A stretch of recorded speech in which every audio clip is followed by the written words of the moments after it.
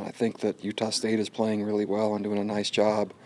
A similar opponent so far in the University of Utah. The games were very, very close, so I think if you looked at what the matchup looks like, it should be an exciting game. I think our team made some progress in some areas against Middle Tennessee. I thought we protected our quarterback and threw the ball better. I actually thought our special teams in general played better. We had some ball security issues, which would be the main negative of the game. But I still thought it was progress, and looking forward to improving our team and playing again. So I'll answer questions, if there are any. JD's game was an adventure. Are you going to stick with him as a punt returner? And then secondly, can you just talk about what he's meant to the program, being a Cache Valley kid and kind of going home? Yeah, certainly we're going to stick with him. JD's body of work overshadows one game that he actually scored a touchdown in, and so I like him being aggressive, and sometimes boundaries are set when you push the envelope as far as he did, but I have no issues in terms of confidence with him. He's really good. And as far as what he's done to the program, he tries really, really hard, and he's been really productive. And he's a team captain, which all starting as a walk-on is a pretty nice story. Are you expecting to have Jamal Williams this week? Mm-hmm. Yep, Jamal practiced today, so that was really positive.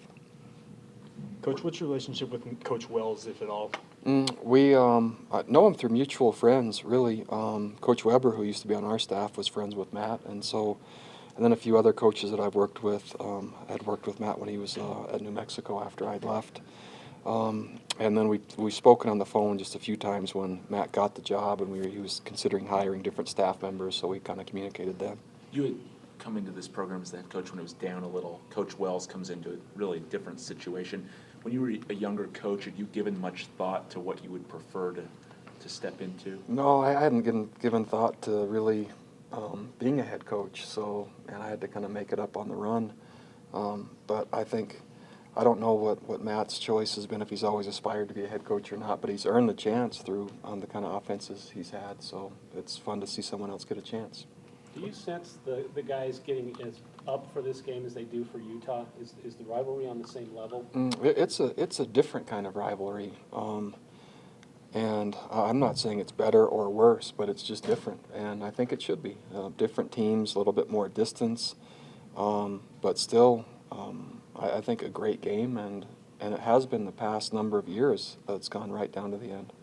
Bronco, to take that a step further, in this era of independence and playing teams that you don't have familiarity with or history with, how does it change when you are playing not just a rival, but a team that you do have a lot of history with?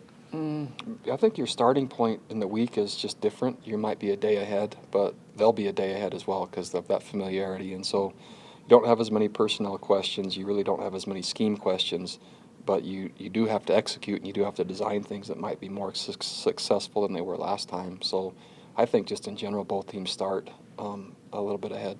Has their success made it harder to recruit against them in state? Haven't noticed it whatsoever. Our pool has been pretty much unchanging. If anything, I'm talking locally, and then it's really expanding out of state. So I haven't noticed it.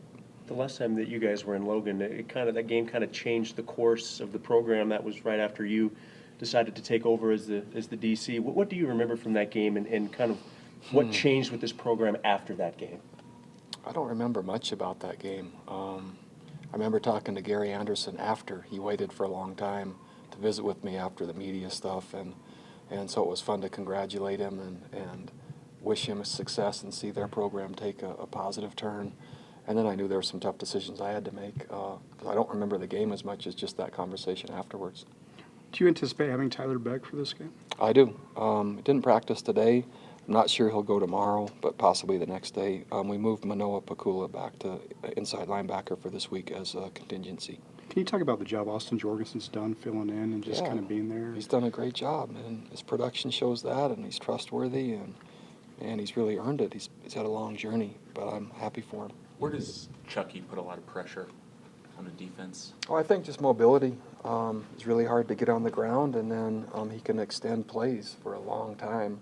And if your coverage happens to hold, then he's a scramble threat. And so, I'm not sure how many times we've played against him, but it seems like he's been there a long time. If Adam Hine can't return kicks because he's day-to-day, would it be Lasike, how you show Well, day-to-day? Lasike will be on one side, and then we're checking on who might be the other one. Not sure yet. What have you noticed in the production of Chucky over the last 3 years? Like you said, you've seen him for a while now. Oh, I think he's been productive all 3 years. I think just probably decision-making and maturity just shows the last two. Last year in particular, just more poised and makes better decisions. Can you comment on the guys you're specifically considering for kickoff in place of Hine?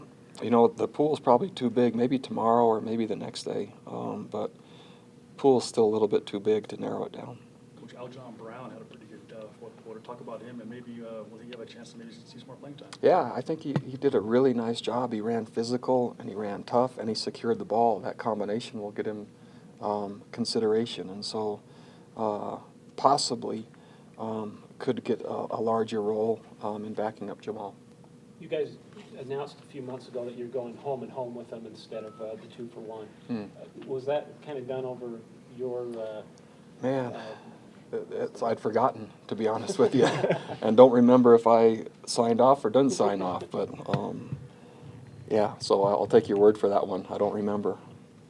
Bronco, Chucky gets a lot of attention, rightfully so. But what else is their offense? What else do they have offensively? Oh, just a lot of diversity, a lot of different types of plays, a lot of perimeter plays, and then some unique and challenging kind of concentration type plays, and in the blue zone there's some gadgets, and so it's not a surprise they're scoring quite a few points. You really have to concentrate well. What's the mentality when you go up against a team that knows you as well as they do? As far as, is it just make sure your scheme's sound, or do you try and throw some wrinkles at them? My philosophy never has been so much about designing new things. It's really just execution, and so that's from a baseline. The false starts were an issue against Middle Tennessee, and they probably will be in a raucous crowd at Romney. Is that anything you can do this week? I hope.